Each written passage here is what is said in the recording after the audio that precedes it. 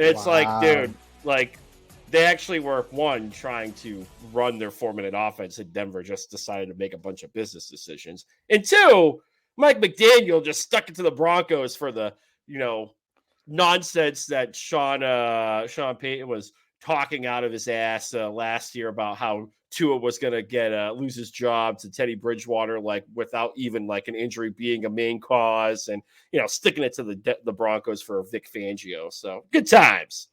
Yeah, man, that was an absolute insane performance. I am still stunned that we saw an NFL team put up 70 points on the NFL team. Like, I haven't seen in my lifetime. The last time it happened was like back 73 points back in, what was it, 80s or 70s or whatever it The was. But 60s. 60s, yeah. It's been such a long time since somebody put up 70 freaking points on somebody. And part of me thinks, yes, I get it. The Dolphins offense is great, but the other part of me thinks, like, what the hell are the Broncos doing, dude? Like, I feel like they kind of gave up on their coach.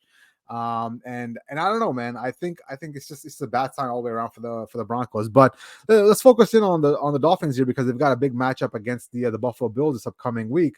Both teams are hot. Both teams are vying for the AFC East contendership. Who do you got win this game, bro? Call me a homer, but I'm gonna go with the Dolphins. Homer. I'm gonna go with the Dolphins on this one. I mean, their offense is probably the best in the NFL at this point. I think we're like a game or two away from this offense getting like their own nickname and not being called like the greatest show on turf light. But I mean, in reality, like this is going to be the ultimate litmus test, at least thus far in the season for the Dolphins, where they're facing a defensive line of the Bills that made life a living hell for Sam Howell and the Washington Commanders. They sacked him 9 times. Like they forced what was it, 3 or 4 interceptions, a fumble. I mean, they were making life very uncomfortable for the Washington Commanders back there. But when you look at the Bills defense, a lot of their, they've lived off of the turnover. They've generated 8 turnovers over the last 2 games. The Dolphins aren't going to put the ball in harm's way here. And the Bills have also given up like a league worst, almost 6 yards a carry to the running backs. And we saw what this running game from Miami can do. They're gonna run it down their throat until Sean McDermott and the Bills defense stops them.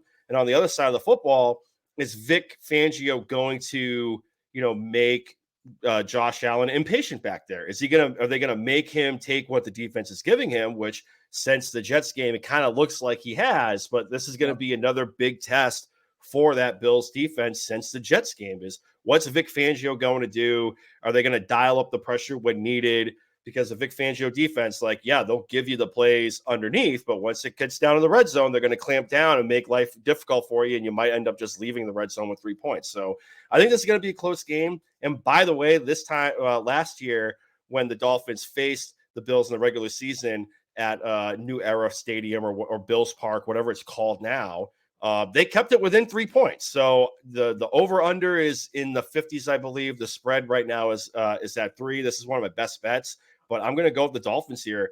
They can win outright, but I'm definitely taking the Dolphins +3.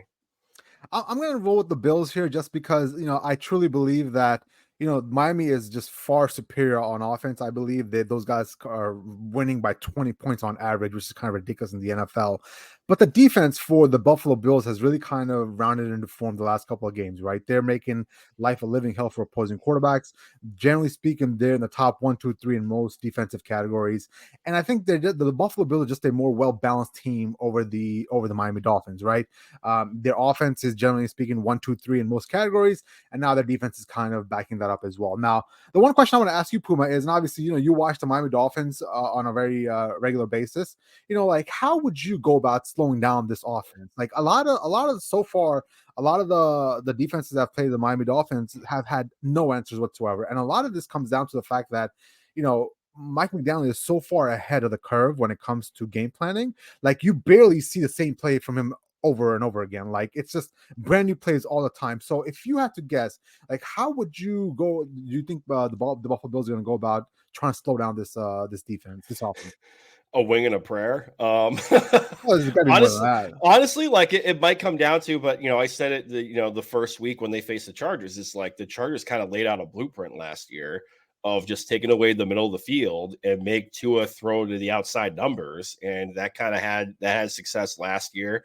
It's this year. It seems like he started to rounded a form on that. I mean, I guess if you really had to attack something, like I would probably still say like make Tua throw outside the numbers and throw deep and see what happens, because it's well known, like he doesn't have a howitzer for an arm, but it's good enough to get the ball down the field. But there are going to be the occasional throws where he has underthrown it, and that's going to give opportunities for Micah Hyde or Jordan Poyer or Tre'Davious White to make a play on the ball and return it for an interception. So I think it's going to come to that, and this offensive line, like this is going to be another big litmus test of, hey, like Teron Armstead should play, but he's also been dinged up from time to time. So is this defensive line with Ed Oliver and Leonard Floyd going to be able to get after Tua and make it uncomfortable for him back there?